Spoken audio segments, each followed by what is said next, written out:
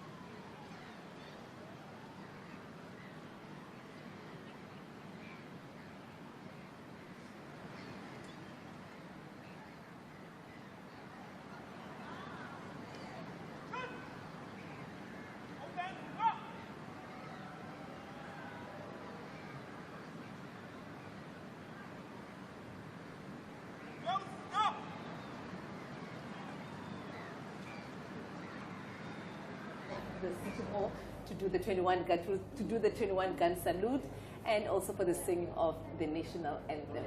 Of course, this is the much anticipated arrival of the president, as he is scheduled to outline his key priorities for the year ahead in his State of the Nation address. And this is scheduled for 7 p.m. Of course, he is with the Speaker of the National Assembly, Ms. Thoko Didiza, and the National Council of Provinces Chairperson, Ms. Refilwe Mtsweni-Tsipane, and they will be making their way to the podium right in front of the military procession, where the 21 gun salute will happen, and the flyover, the famous flyover that happens each SONA. And this is a paying homage to their commander-in-chief. And as you can see there on the screen, the president waiting. He is with the Speaker of the National Assembly, Ms. Thoko Didiza, as well as the Chairperson of the National Council of Provinces, Ms. Refilwe Mtsweni-Tsipane. And right in front of the president, you'll see those two, they are 8 camps, as they are called, 8 camps. They are there to assist the president and will stay with the president until he concludes the delivery of the State of the Nation address, even though the other members of the South African National Defence Force will withdraw as soon as the president has entered the chamber. But the two that are within the eight camps will remain with the president. They will be outside the doors of the chamber whilst the president is delivering his State of the Nation address. Let's listen to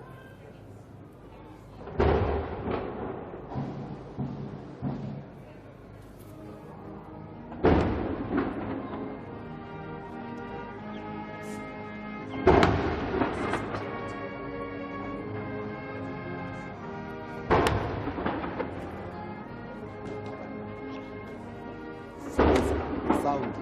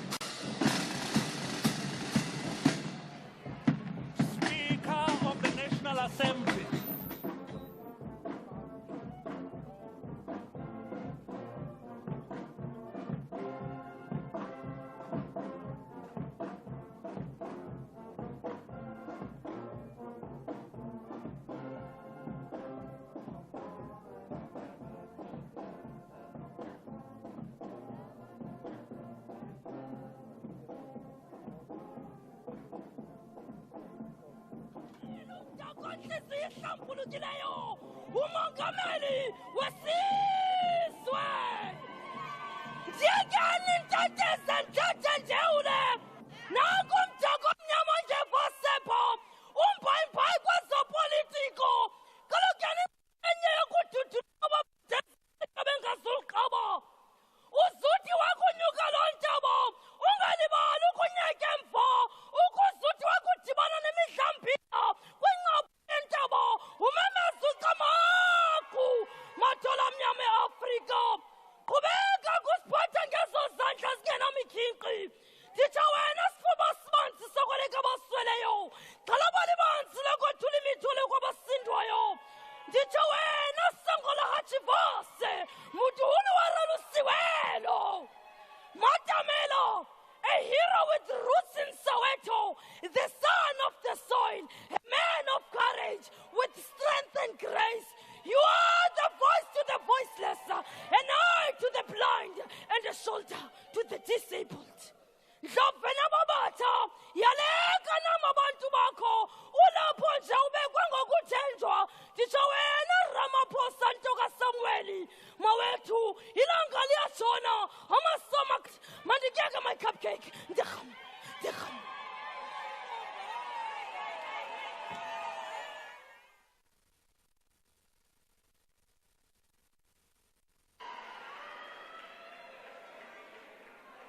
Order, honorable members. Honorable members, there will now be an opportunity for silent prayer or meditation. As we do that, may we please acknowledge our fallen members of the armed forces in the Democratic Republic of Congo.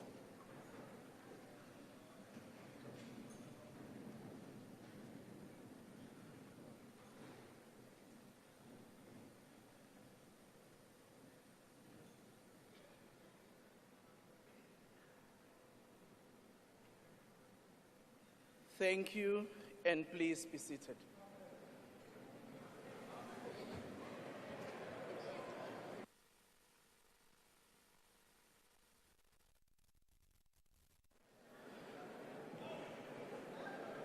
Order, honorable members. Honorable members, the President has called this joint sitting of the National Assembly and the National Council of Provinces in terms of Section 84, subsection 2D of the Constitution of the Republic of South Africa, read with Joint Rule 13, subsection 1A, to deliver his State of the Nation address to Parliament. I now call on the Honorable the President to address the joint sitting.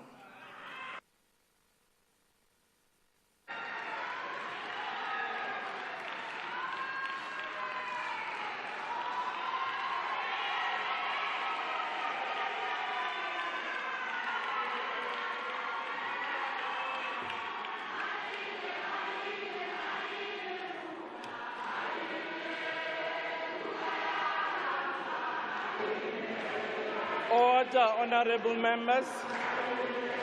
Order, honorable members, can we please take our seats? Honorable members, can we please take your seat and allow the President to address the House and the nation?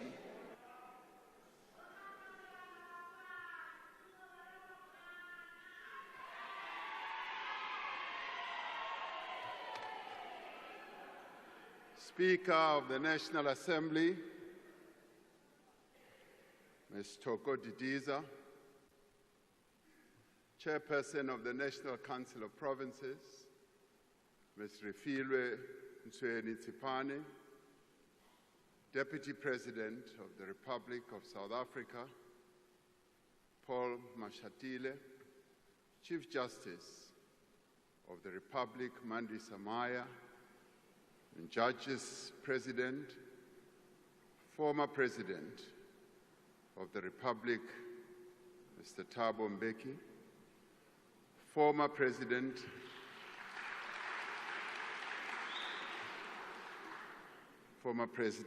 Kgalema Motlanthe, Former Deputy President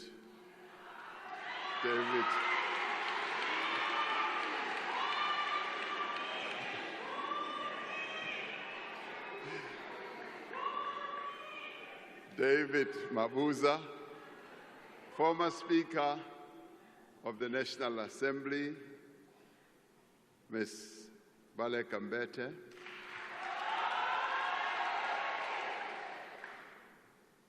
former Deputy Speaker of the National Assembly, Mr. Lichisa Tsinodi, former Chairperson of the National Council of Provinces, Mr. Amos Masondo, Mayor of the City of Cape Town, Mr. Gordon Hill-Lewis, Dean of the Diplomatic Corps, regional deans, and heads of missions, as we mourn the death and tragic death and devastating loss of 14 South African soldiers who were part of a mission to bring peace to the Eastern Democratic Republic of the Congo.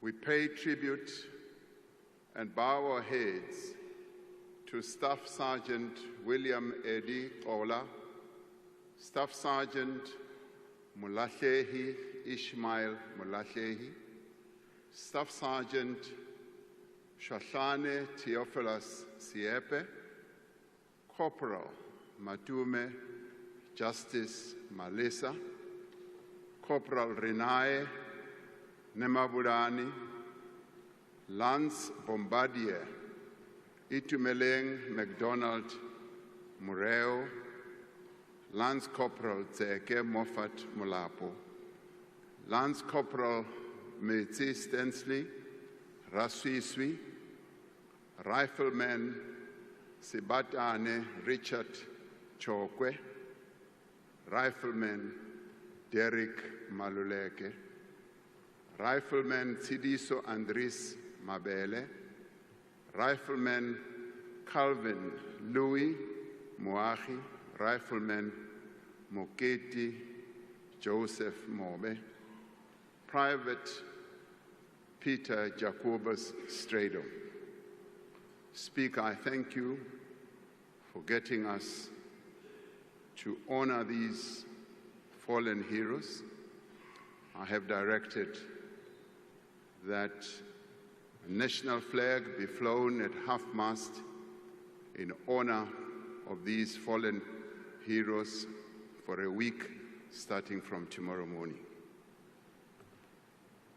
Alongside soldiers from other southern African countries, they lost their lives in defense of the fundamental right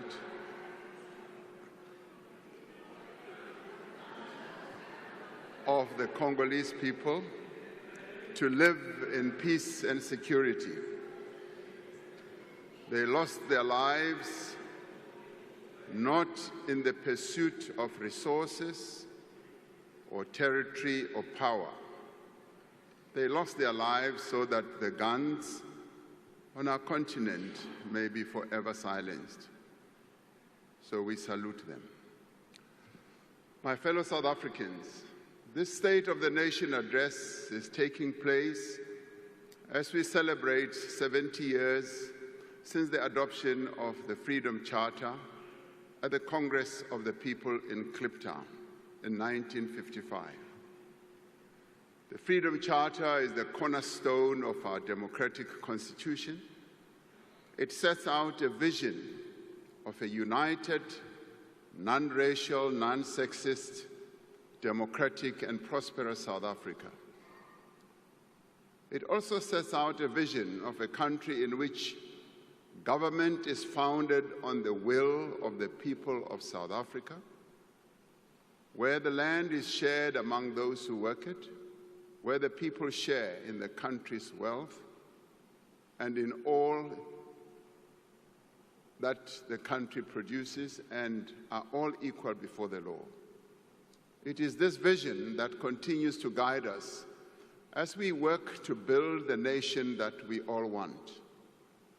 It is the spirit of the Congress of the People that inspires us as we prepare for a national dialogue in which South Africans are once again called upon to chart a new path for our country. We must chart this path in a world that is rapidly changing. It is a world of both interdependence and competition, of cooperation and conflict. It is a multipolar world in which new countries are emerging to play a greater role in global affairs. We are seeing intensifying competition over issues such as trade, technology, and influence in global institutions. There are global fundamental shifts underway that affect every aspect of human life. From the growing impact of climate change to rapid advances in artificial intelligence, geopolitical tensions, and violent conflicts. In the face of these challenges, we are witnessing the rise of nationalism, protectionism, the pursuit of narrow interests, and the decline of common cause. This is the world that we, as South Africa, a developing economy, must now navigate. But we are not daunted to navigate our path through this world that constantly changes. We will not be deterred. We are, as South Africans, a resilient people, and we will not be bullied.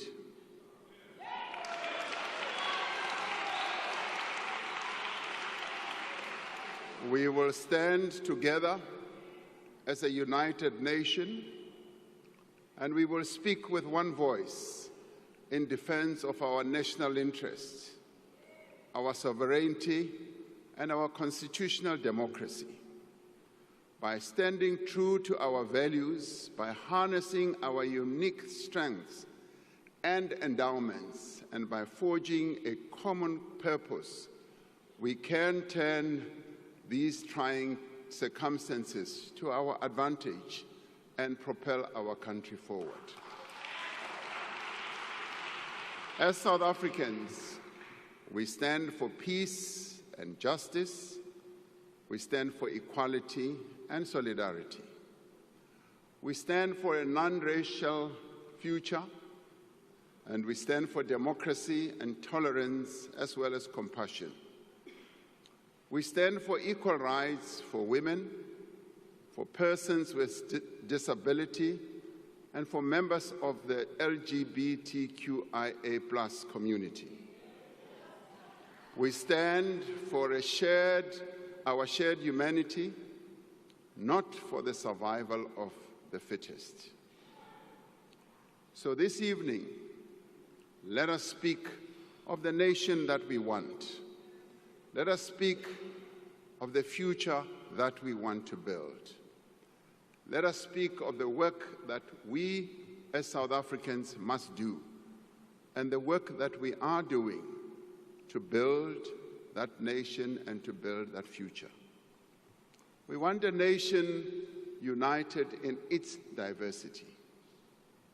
At many difficult moments in our past, we found strength in working together towards a common goal.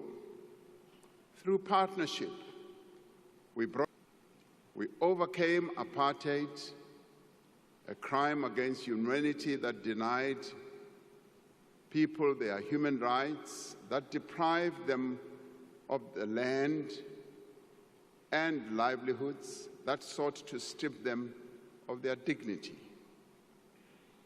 that humiliated them. Through partnership, we overcame a devastating pandemic and rebuilt our country in the wake of state capture as well. Together, we have built durable institutions that support our democracy, that protect our fundamental rights and promote the well-being of South Africans. We have built meaningful partnerships between government and business and labor and civil society and other social partners to drive growth and development. These stand as models of cooperation for the rest of the world. South Africans are continuing to work together to confront our country's challenges and build a nation that works for all. Guided by the wishes of the people as expressed in last year's elections, we have formed a government of national unity to give expression to our culture of cooperation. As political parties, we have set aside our differences and agreed to work together for the good of all South Africans. In the last week, we have adopted the Medium-Term Development Plan, which sets out a clear and ambitious program for the next 5 years. The actions contained in the Medium-Term Development Plan will advance our 3 strategic priorities. Firstly, to drive inclusive growth and job creation. Secondly, to reduce poverty and tackle the high cost of living. And thirdly, to build a capable, ethical, and developmental state. Our most urgent task is to grow our economy so that we can create jobs, reduce poverty, and improve the lives of South Africans. To undertake this task, we need a government that works for the people. We need a state that is capable, competent, underpinned by a professional public service. South Africans want a state that treats all people with dignity, humility, and respect. A state with leaders who are prepared to serve our people with complete dedication, and public servants who are ethical, skilled, and properly qualified. To achieve these objectives, we are strengthening the role of the Public Service Commission in the appointment of key people who direct the affairs of our state, such as Directors General, Deputy Directors General, Chief Executive Officers of SOEs and board members and other senior positions. We will introduce a graduate recruitment scheme so that we may attract the best and the brightest in the public service. A capable state must start where our people live and work. In many cities and towns across our country, roads are not maintained. Water and electricity supply is often disrupted. Refuse is not collected, and sewage runs in the streets. In part, this has happened because many municipalities lack the technical skills and resources required to meet our people's needs. Many municipalities have not reinvested the revenue they earn or collect from these services into the upkeep of infrastructure. Starting this year, we will work with our municipalities to establish professionally managed ring-fenced utilities for water and electricity services to ensure that there is adequate investment and maintenance. Many of the challenges in municipalities also arise from the design of our local government system. We will therefore undertake extensive consultation to develop an updated white paper on local government to outline a modern and fit-for-purpose local government system. We will also review the funding model for municipalities. We will do so because many of our municipalities truly do not have a viable and sustainable revenue base. We will work with traditional leaders in the implementation of local development programs. We will also seek to work with our traditional leaders in ensuring, as we give them the recognition, drawing on the lessons of the Presidential eThekwini Working Group. We are seeing great progress in eThekwini as we implement the district development model, which enables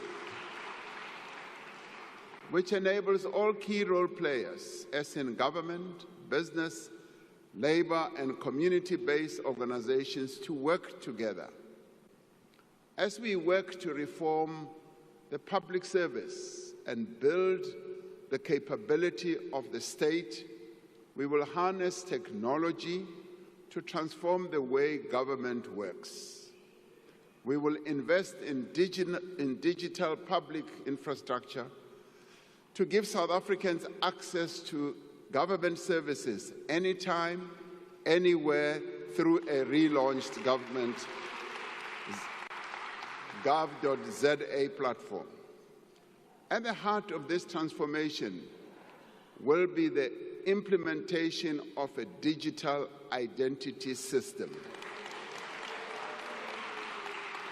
Now, these measures will in the end transform the relationship between citizens and government and create one government that is accessible to every person at a touch. We want a nation with a thriving economy, an economy that benefits all. To create this virtuous cycle of investment, growth, and jobs, we must lift economic growth to above 3%. To achieve higher levels of economic growth, we are undertaking massive investment in new infrastructure while upgrading and maintaining the infrastructure that we have. We are developing innovative ways of funding infrastructure. We are engaging local and international finance institutions and investors to unlock 100 billion rand in infrastructure financing. A project preparation bid window has been launched to fast-track investment readiness. This includes revised regulations for public-private partnerships, which will unlock private sector expertise and funds. And government will spend more than 940 billion rand on infrastructure over the next 3 years. Now, this includes 375 billion rand in spending by state-owned enterprises. This funding will revitalize our roads and bridges. It will build dams and waterways. It will modernize our ports and airports and also power our economy. Through the infrastructure fund that we launched some time ago, 12 blended finance projects worth nearly 38 billion rand have been approved in the last year. These are projects in water and sanitation, student accommodation, transport, health, and energy as well. Construction of the M10 Bridge in the Eastern Cape, the construction continues. This bridge will rise above the river between Port Edward and Lusikisiki and will become the tallest bridge in Africa.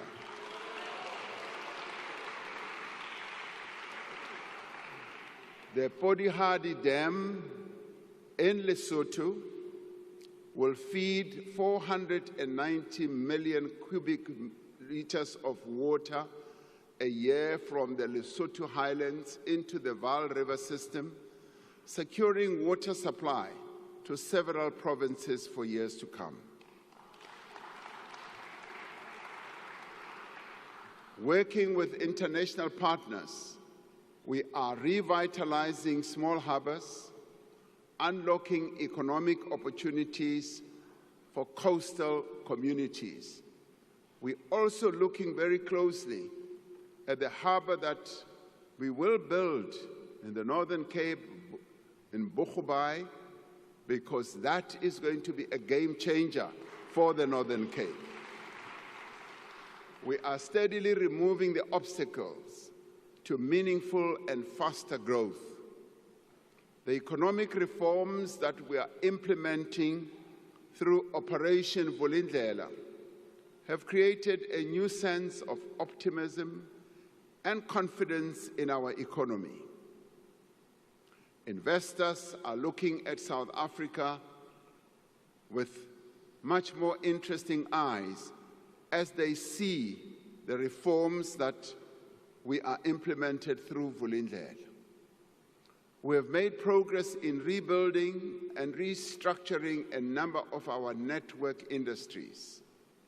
We are seeing positive results in the improvement of the functioning of our network industries, as well as the investment opportunities that are opening up and are being taken up by investors, leading to job creation. Working together with business, labor, and other social partners, we must now finish the work that we started. Over the coming year, we will initiate a second wave of reform to unleash more rapid and inclusive growth. Our immediate focus is to enable Eskom, Transnet, and other state-owned enterprises that are vital to our economy to function optimally. We are repositioning these entities to provide world-class infrastructure while enabling competition in operations, whether in electricity generation, freight, rail, or port terminals. We continue with the fundamental reform of our state-owned enterprises to ensure that they can effectively fulfill their social and economic mandates. Now, this includes the work underway to put in place a new model to strengthen governance and oversight of our public entities. We will ensure public ownership of strategic infrastructure for public benefit while finding innovative ways to attract private investment, to improve services, and to ensure public revenue can be focused on the provision of public services. We are in the process of establishing a dedicated SOE reform unit to coordinate this work. The measures we have implemented through the Energy Action Plan have reduced the severity and frequency of load shedding, with more than 300 days without load shedding since March 2024. Now, while the return of load shedding for 2 days last week was a reminder that our energy supply is still constrained, we remain on a very positive trajectory, whether people like it or not.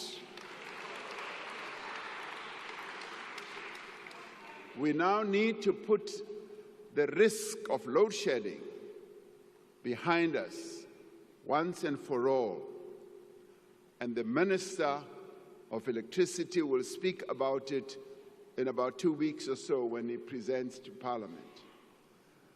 We need to put that once and for all behind us by completing the reform of our energy system to ensure long-term energy security. The Electricity Regulation Amendment Act, which came into effect on the 1st of January, marks the beginning of a new era in our energy architecture. This year, we will put in place the building blocks of a competitive electricity market. Over time, this will allow multiple electricity generation entities to emerge and to compete.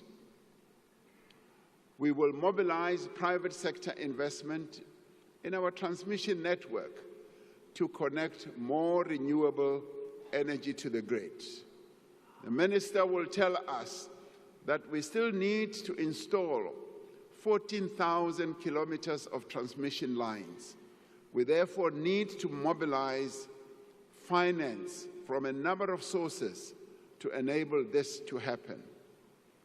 As we reform our energy system, we are continuing to build successful multilateral partnerships in the global effort to halt the devastating impact of climate change. Our just energy transition is gaining momentum. Over $13 billion have been pledged by the international community, and significant private capital is being invested locally. We are determined to meet our carbon reduction commitments and will do so at a pace and at a scale that our country can afford.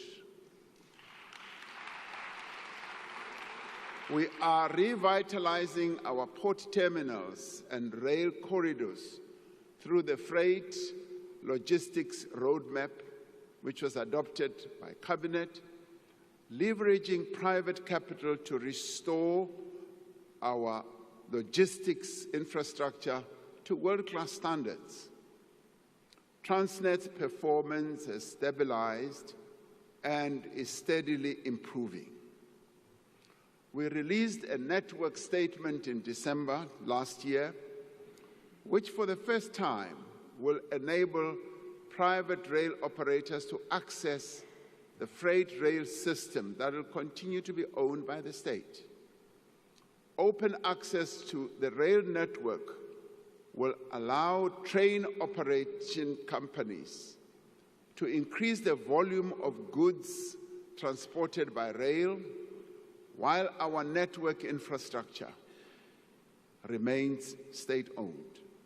This will ensure that South African minerals, the vehicles that we manufacture, our agricultural produce reach international markets, securing jobs and earning much-needed revenue for our fiscus. New cranes and other port equipment are being commissioned to speed up the loading and unloading of cargo and reduce waiting times for ships in our various ports. As we forge ahead with the reform agenda, an urgent priority is to ensure a secure and reliable supply of water across the country. Many people in our cities, towns, and villages are experiencing more and more frequent water shortages as a result of failing water infrastructure. It is impossible to live without water, as we all know, and it is impossible for the economy to grow without water. We are therefore taking a series of decisive actions to resolve the water crisis, to enable our people to get water where they live, whether in townships or in the rural areas. We are investing heavily in expanding our water resources. Wherever one goes in our country, we often hear our citizens raising the issue of water continuously. So we are raising this issue to a much higher level, and like we did with electricity, I know and I am hopeful that we will resolve the water crisis that we have.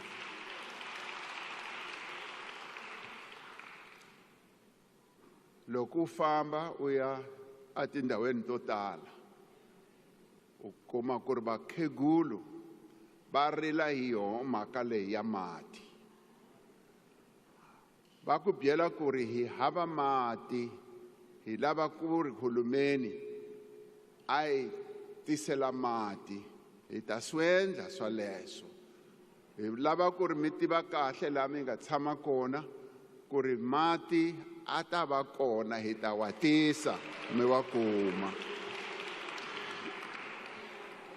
To date, the Infrastructure Fund has secured 23 billion rand for 7 large water infrastructure projects. We have ended delays in major water infrastructure projects like Phase 2 of the Lesotho Highlands Water Project and the Umkomazi Dam.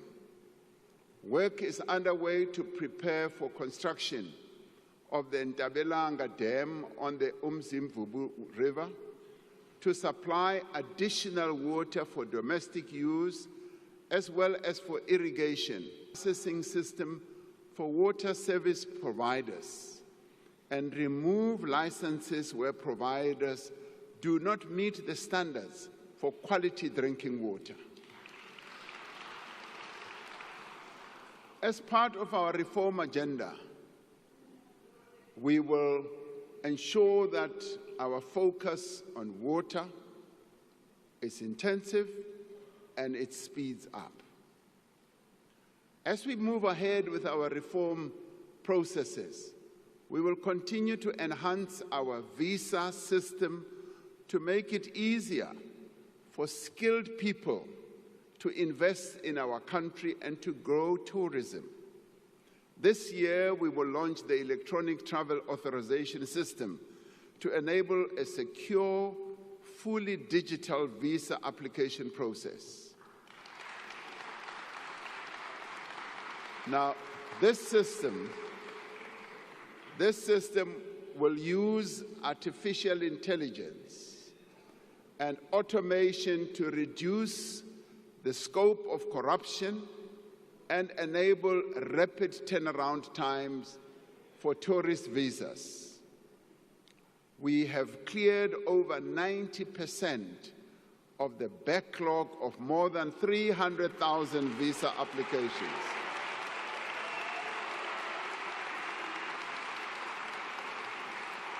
Now, in many ways, these changes that are underway, these reforms that we're implementing, send a very strong message that South Africa is indeed open for business and tourism.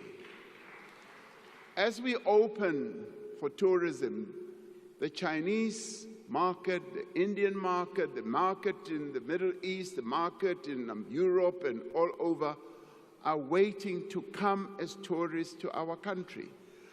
We want a nation in which prosperity and opportunity is shared by all. For many decades, our economy has been held back by the exclusion of the vast majority of South Africa's people. Black South Africans were deprived of land, of capital, of skills, and of opportunities. Our economy was starved of the potential that it has. And this is why we need to transform our economy and to make it more inclusive. That is why our focus is on empowering our people, on empowering women and persons with disabilities because they were deliberately excluded from playing a role in the economy of their own country. And we will set up a transformation fund worth 20 billion rand a year over the next 5 years to fund black-owned and small business enterprises. We will fast-track the regulations of the Public Procurement Act to ensure that businesses that are owned by women, by young people, and persons with disabilities receive equitable opportunities in government contracts. And we have started and will continue to train women entrepreneurs to enable them to compete for government tenders. In November last year, we launched the National Skills Fund Disabilities Program. In its first phase, this transformative initiative will empower over 10,000 persons with disabilities through tailoring training for them and through ensuring that they get stipends and specialized tools. This part of the work we must undertake as business, as government and labor and civil society to enable people with disabilities to play an important role in the economy of our country. For far too long, they've been relegated to the back rooms of everything. Through these programs, we are not only righting a grave historical wrong, we are unleashing the potential of our economy for sustained growth. We want decent living and realize their potential, where the rights of workers are protected for work of equal value. We need to ensure that growth creates jobs for all, and especially for young people. The success of the presidential employment stimulus shows how public employment programs can create meaningful work that generates a wider benefit and contributes to sustainable employment. The employment stimulus that we introduced during the COVID period has created almost 2.2 million work and livelihood opportunities through innovative models that provide high-quality work to participants. The Social Employment Fund has created over 80,000 jobs this year. It has supported more than 12,000 participants to enter entrepreneurial activities. During the past year, young people secured 235,000 work opportunities through the National Pathway Management Network. And this is underpinned by the SA Youth Mobi platform. We now need to build on these innovative programs to create jobs for young people at ever greater scale. And to create jobs, we must leverage our unique strengths as well as our unrealized potential to build the industries of the future, as in green manufacturing, renewable energy, electrical vehicles, and the digital economy that is also driven by artificial intelligence. This year, we will finalize a modernized and comprehensive industrial policy that drives economic growth. We will achieve this ambition by focusing on the opportunities in localization, diversification, digitization, and decarbonization. We are working towards the full implementation of the African Continental Free Trade Area, which will tear down the barriers to trade on our continent. As the most industrialized economy on the African continent, we are positioning ourselves to be at the center of this new growing market. We are harnessing the sun and the wind to make our country a leader in renewable energy and green manufacturing. With an abundance of cheap green energy, we can produce products that are competitive anywhere in the world and create hundreds of thousands of new jobs in this process.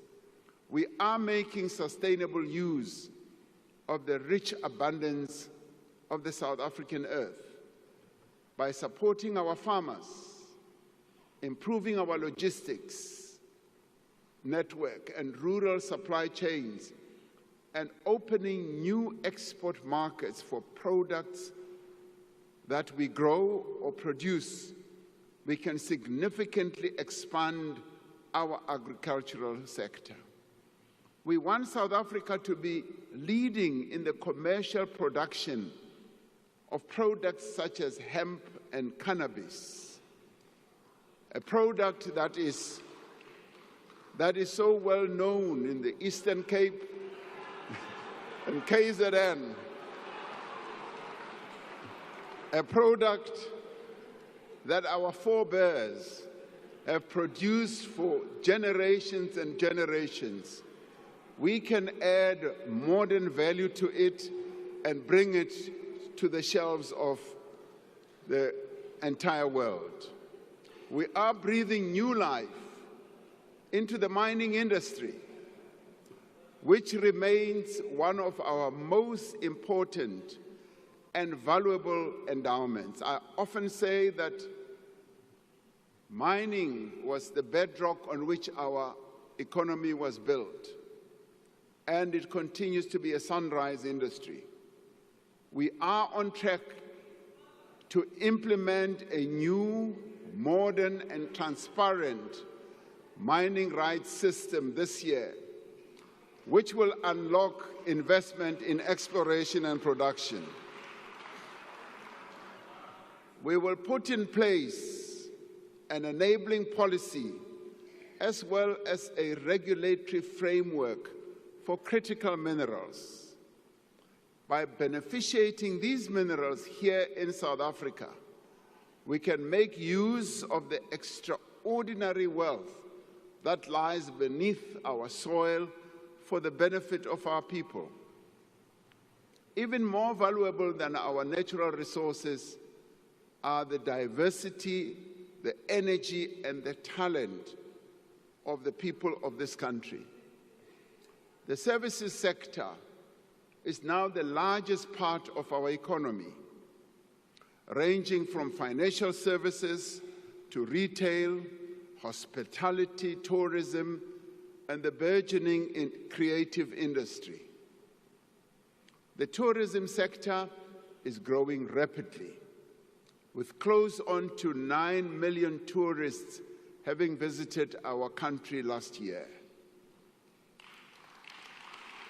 One of the attractive sites in our country, which we want to see growing more and more, is Robben Island. I visited Robben Island on the 8th of January. And I got to hear that in a year they are now going to receive 300,000. They want to grow it to 500,000 visitors in a year. And most of these visitors are South Africans.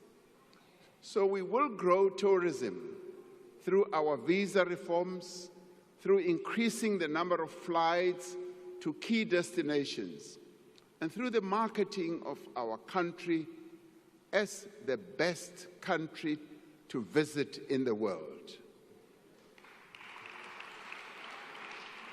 And we have also seen strong growth in digital services, as well as business process outsourcing, as well as data centers.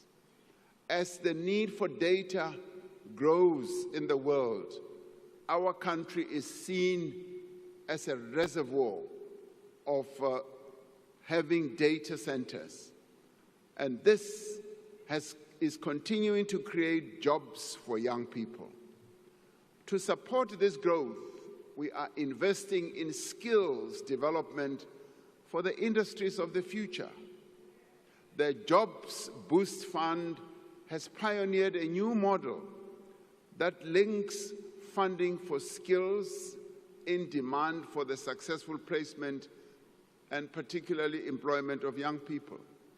We are expanding our support for small and medium enterprises and for the informal economy, which sustains millions of jobs as well as livelihoods across our country. This includes streamlining funding for small businesses, unlocking venture capital for high-growth startups, and developing a regulatory environment that enables rather than restricts informal enterprises.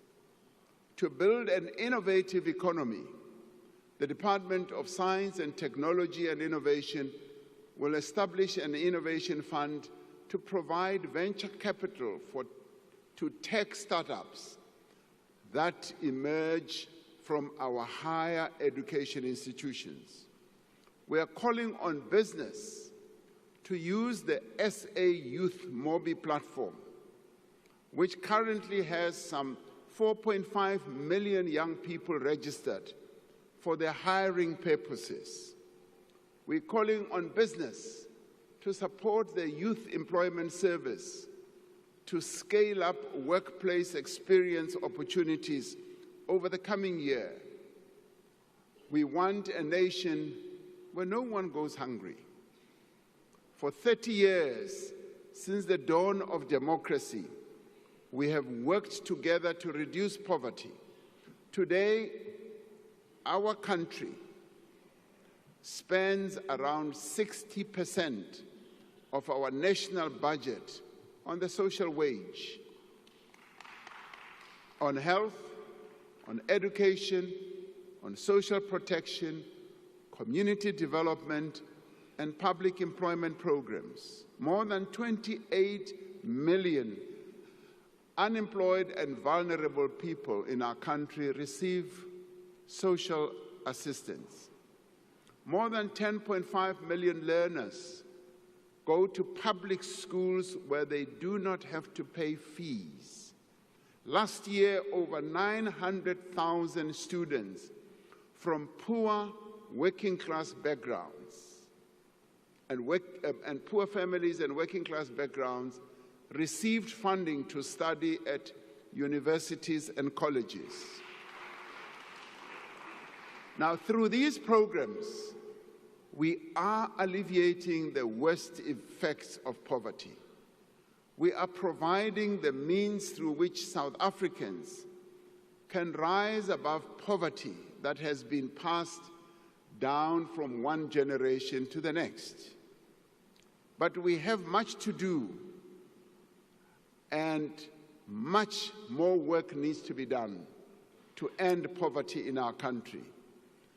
We must do much more to ensure that women in particular no longer face the hopeless task to feed and clothe their children. While government invests heavily to support poor and unemployed people, these programs are fragmented and sometimes they are difficult to access. We are therefore building an integrated system of support for poor and unemployed people. We are strengthening existing programs from job search support to public employment and making sure that together they provide people with pathways out of poverty.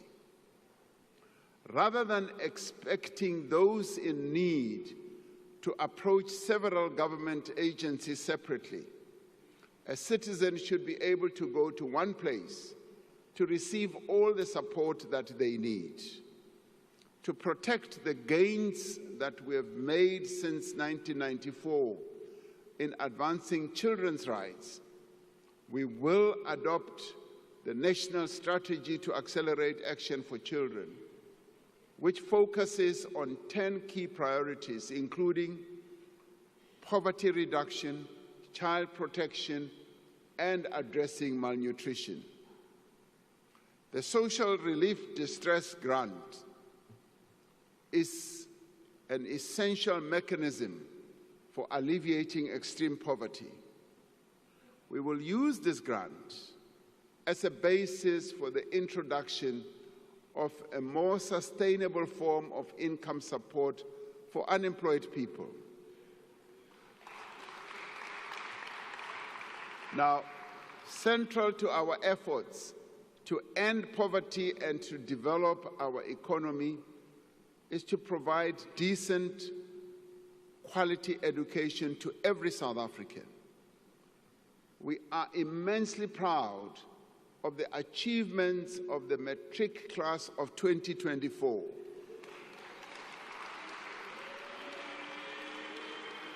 It's a class which achieved the highest pass rate in our country's history.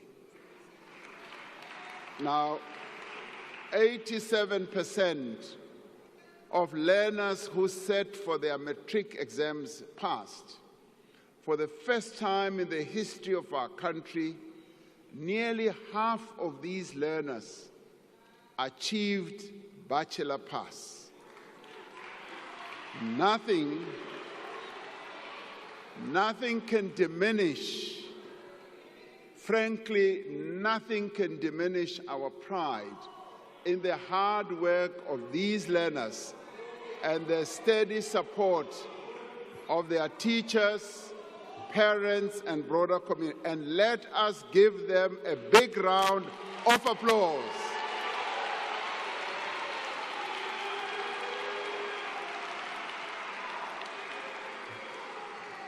We should all be proud of the class of 2024.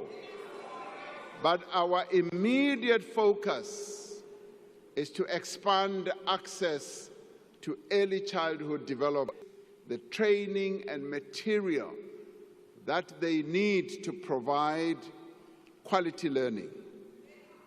We will focus on ensuring that every child can read for meaning in the foundation phase to set them up for success in later years. To achieve this, we are implementing mother tongue-based bilingual education. We do this to improve literacy and numeracy, and rolling out lessons plans, reading books, and other interventions that have been proven to work. The Funza Lushaka bursary scheme will continue to prioritize students who want to pursue a teaching career in the foundation phase. Last year, we signed the Basic Education Laws Amendment Act, which was passed by this Parliament.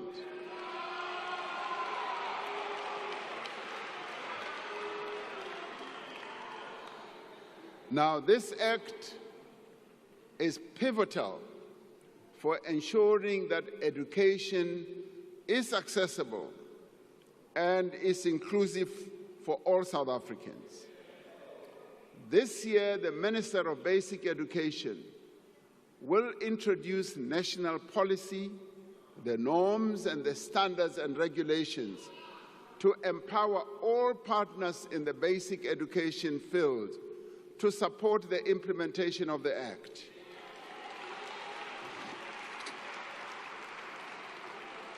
Now, to ensure that the economy has the skills that it needs, we are increasing the production of artisans through TVET colleges.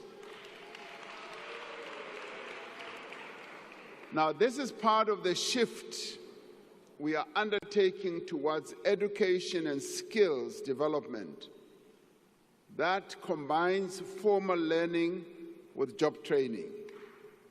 Now, drawing on the models that have proven to be so successful in other countries, we're calling on the private sector to offer. We are implementing phase 1 of the comprehensive student funding model for higher education, to address the needs of the missing middle. This will support approximately 10,000 students in the first year.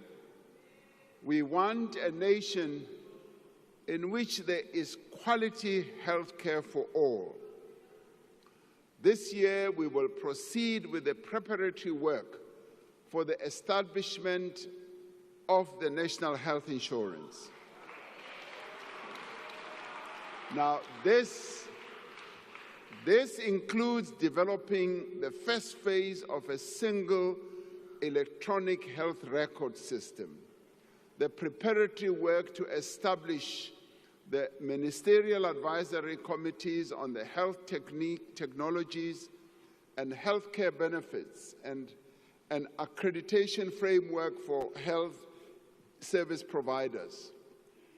The NHI will reduce inequalities in healthcare by ensuring that everyone gets fair medical treatment. Now, the NHI will save many lives by providing a package of services that include, for example, even more especially, maternal and newborn care and services also for people living with HIV, those with TB, and those suffering from non-communicable diseases such as heart disease, cancer, and diabetes. Our most immediate priority is to strengthen the health system and improve the quality of care. A vital part of this is the modernization, the improvement, and the maintenance of existing health facilities and the construction of new hospitals and clinics. A number of hospitals are under construction or are undergoing revitalization. Now, these include the Limpopo Central Hospital, the Siloam District Hospital in Limpopo, the Tlhabeng Regional Hospital in the Free State, the Bambisana District Hospital, Zitulele District Hospital in the Eastern Cape, and the Buphelong Psychiatric Hospital in Northwest. Now, our projects, rather other projects, are at various stages of design and development. Now, this includes the replacement of 3 existing new central hospitals, 5 new district hospitals, 5 community health centers, and a new psychiatric hospital. To improve patient experience, we are putting more emphasis on reducing waiting times, cleanliness, and staff attitudes in the public health facilities. We are encouraged by the great progress the country has made towards ending HIV and AIDS as a public health threat.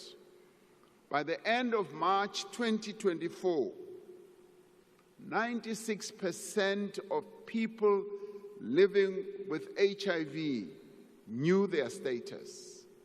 79% of these were on antiretroviral treatment, and 94% of these were on treatment with virally suppressed conditions.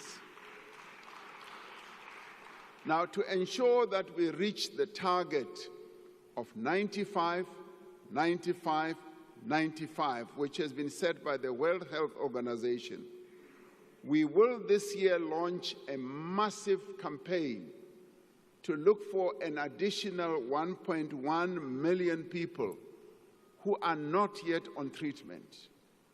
We are concerned about the potential impact of the decision by the United States government to suspend some of its funding for HIV and TB programs in African countries for 90 days.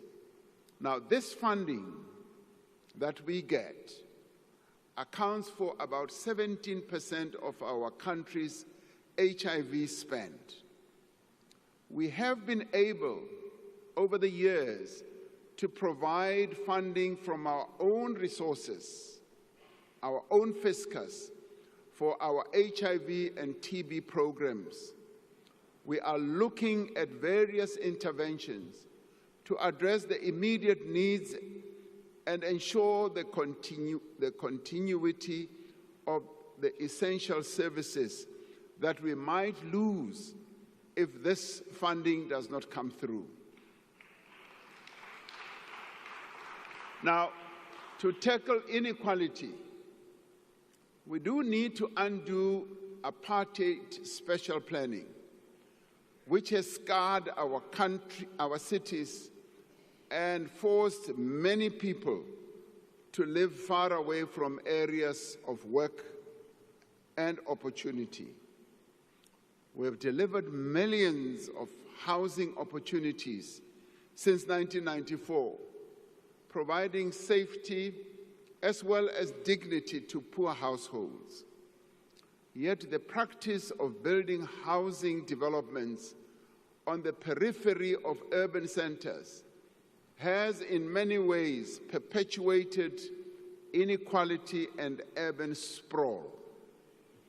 Going forward, we are going to build more housing in our city centers and closer to places of work and business.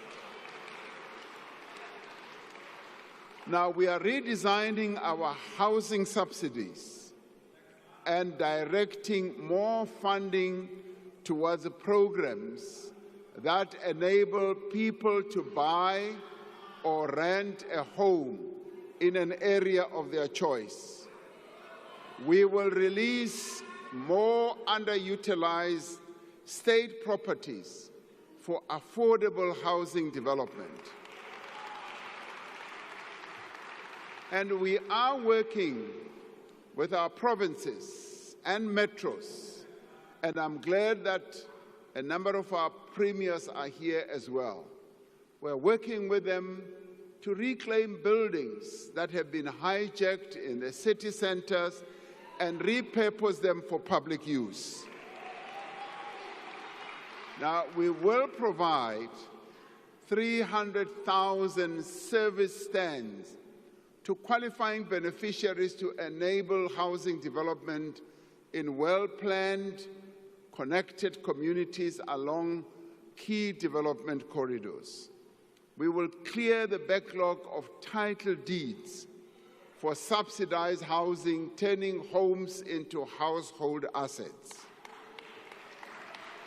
And we will review land use, building, and other regulations to enable low-cost property development, including backyard housing. This represents a fundamental rethink of how the state delivers housing at scale while turning our cities into engines of growth and opportunity. In making our cities work for their residents, we will restore the remaining passenger rail corridors and stations to full service. More than 80% of passenger rail corridors have been returned to service. Now, PRASA has introduced over 200 modern, locally produced trains on its network to provide a low-cost option for public transport. Over the next 5 years, we will restore PRASA's signaling system so that we can put all our new trains to work and commuters can be assured that they can reach work safely, affordably, and on time. Now, we also want a nation in which everyone is safe.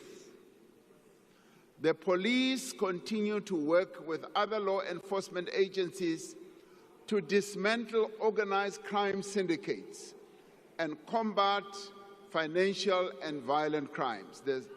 The South African police has partnered with the metropolitan municipalities and continues to work with communities to fight crime in the priority provinces where crime is particularly high.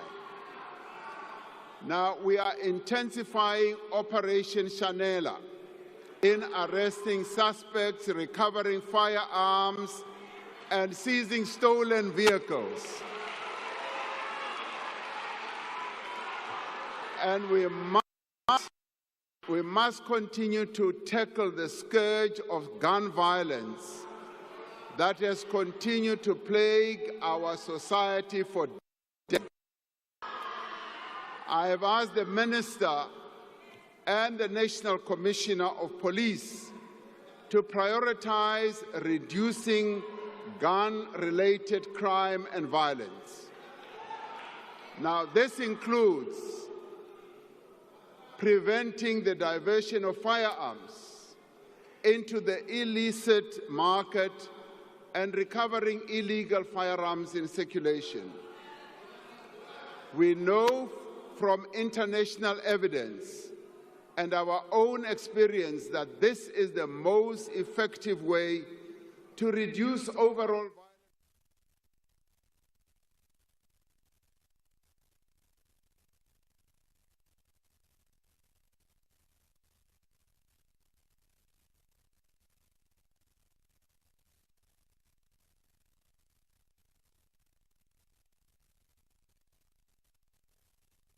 Analytics and smart policing solutions for modern law enforcement.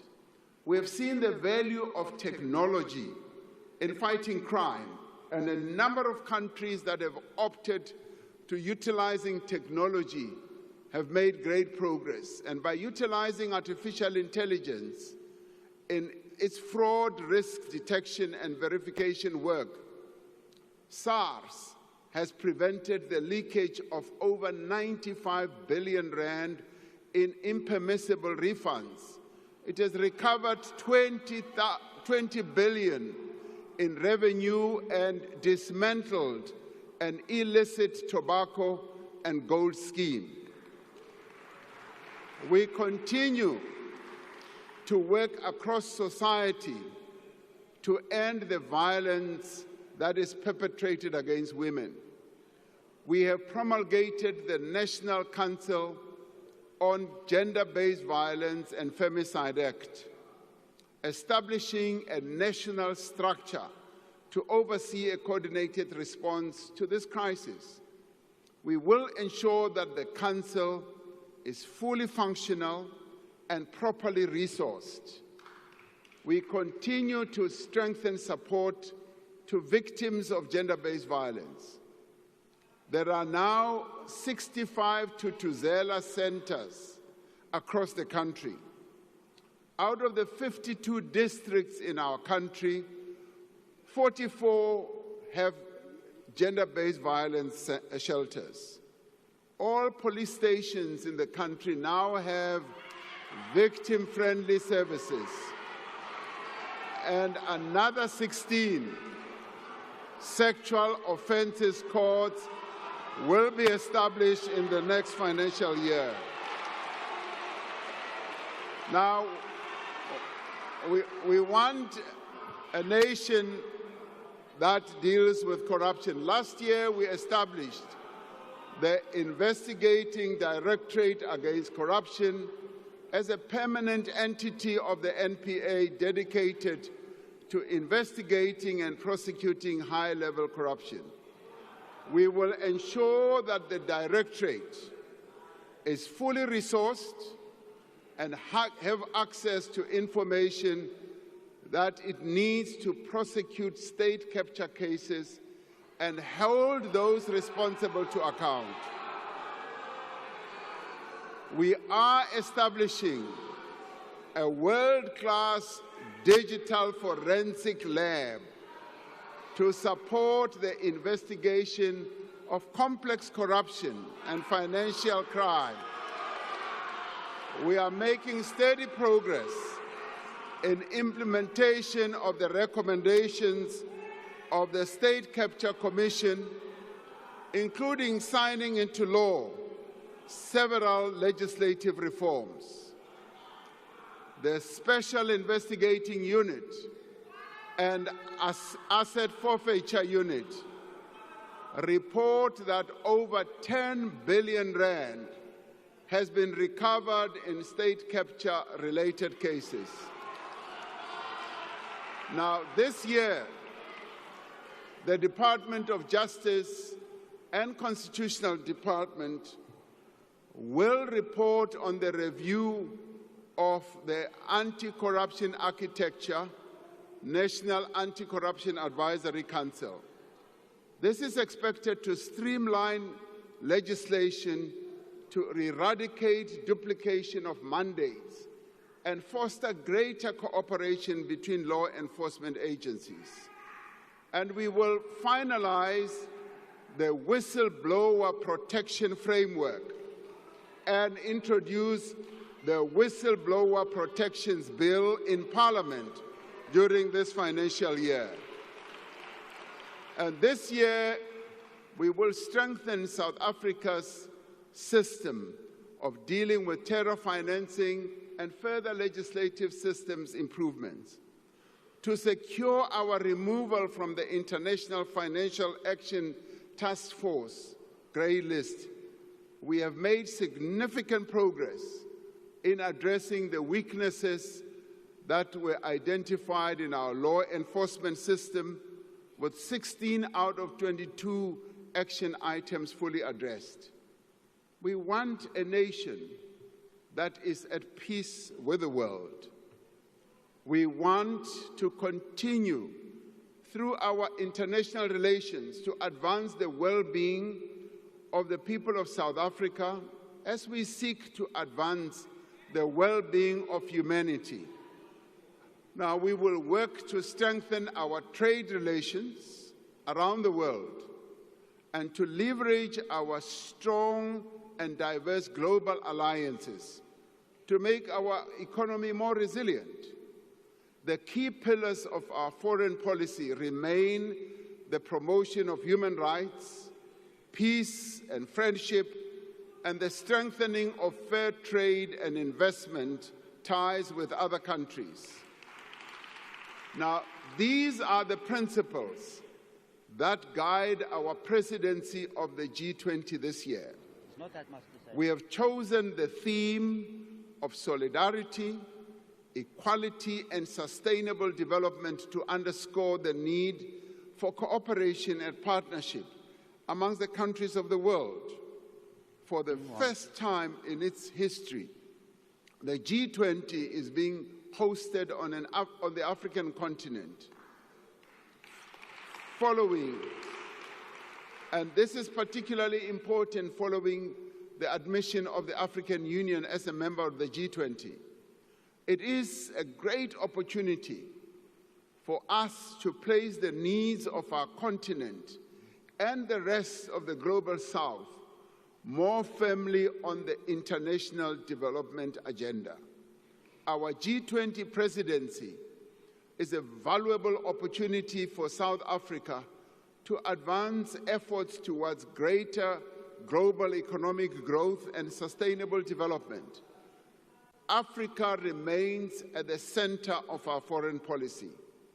We continue to work to strengthen the African Union, to support the achievement of peace, development, and economic integration on our continent. We know that our future prosperity is intricately linked and bound to the prosperity of the African continent.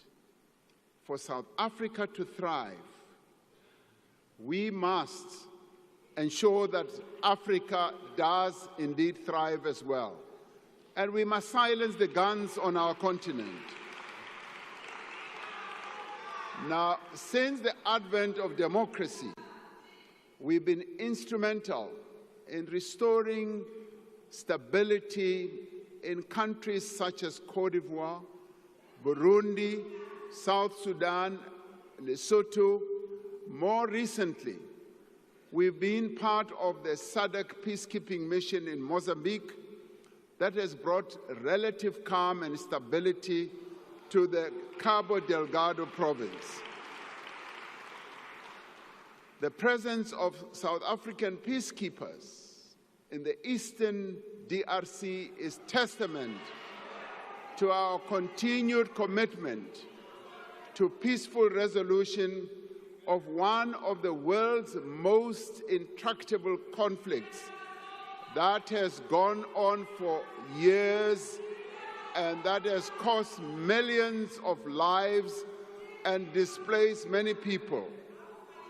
Now, we call on all parties to embrace the current diplomatic efforts to find a peaceful resolution, including honoring the Luanda process. We will attend the joint summit between SADC and the East African Community scheduled to take place in Tanzania this weekend, where we will reiterate our call for a ceasefire and a resumption of talks to find a just and enduring solution, and we will make sure that our boys, our soldiers do come back home.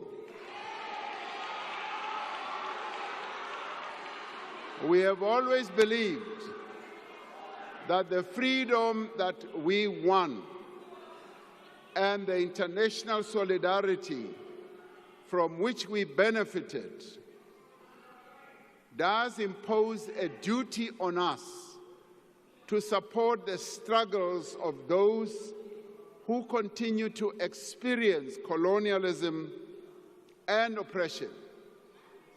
South Africa continues to stand in solidarity with the people of Palestine,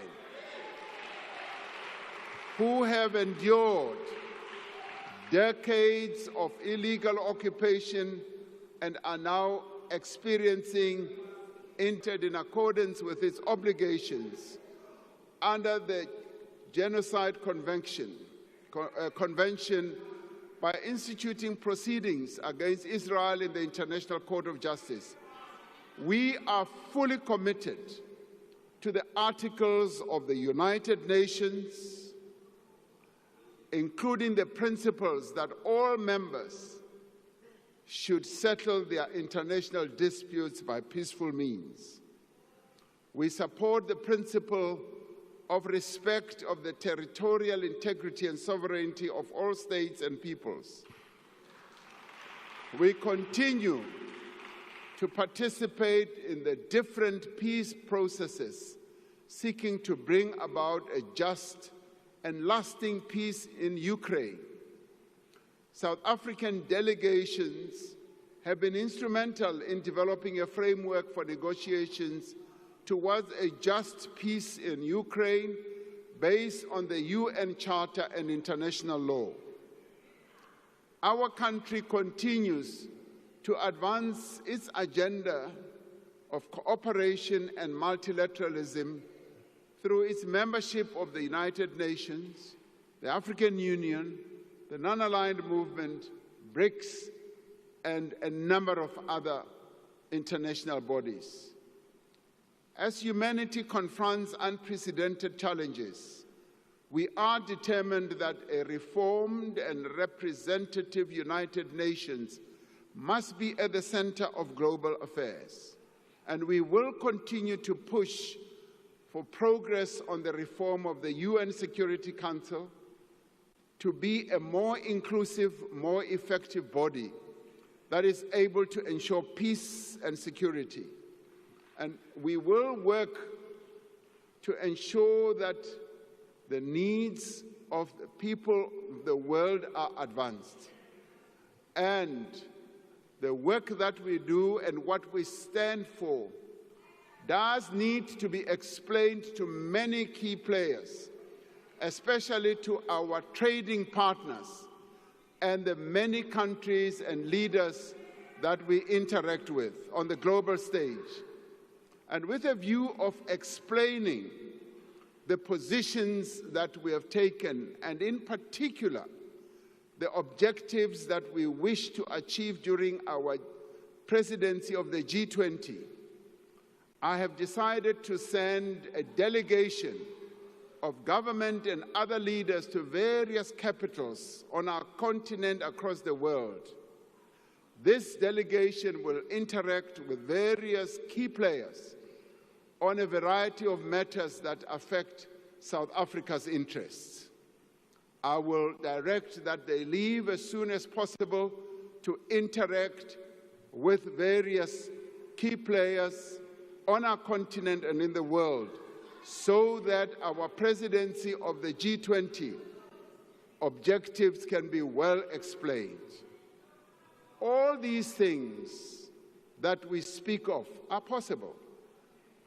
As South Africans, we know the power of cooperation, of what is possible when people of different backgrounds, different races, cultures, languages, and ethnic groups and religions come together behind a shared objective.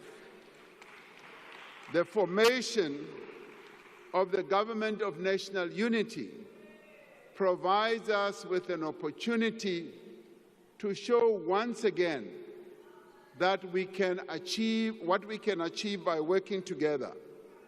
And I call on all South Africans, united in our diversity, to come together in the national dialogue that we are going to have, to define a vision for our country for the next 30 years.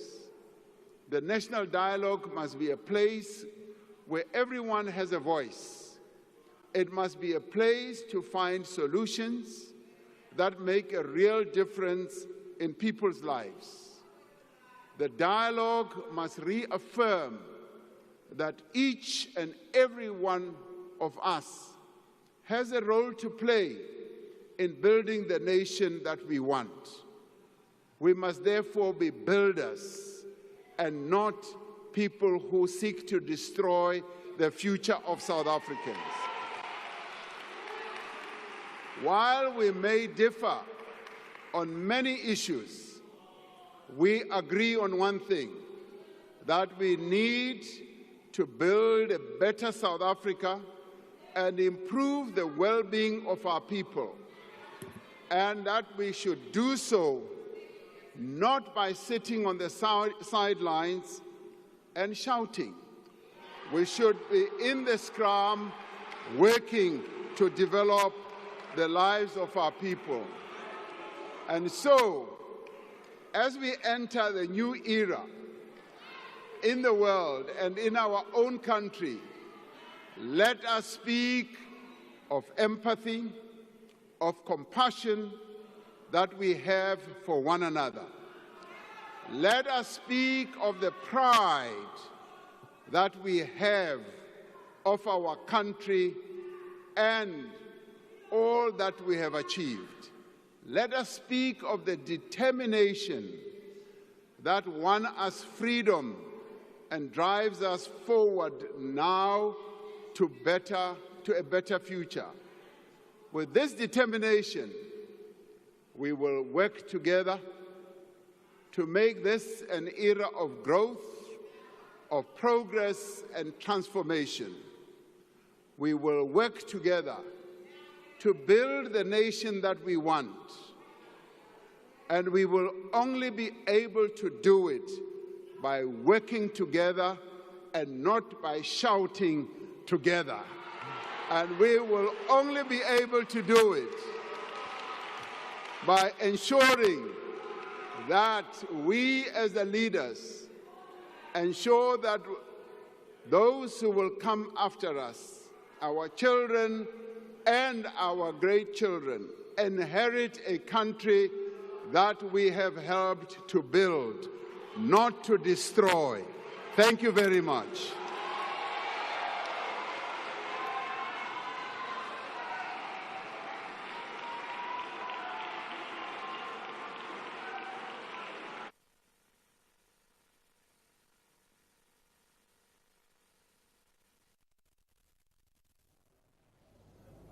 House has not yet adjourned.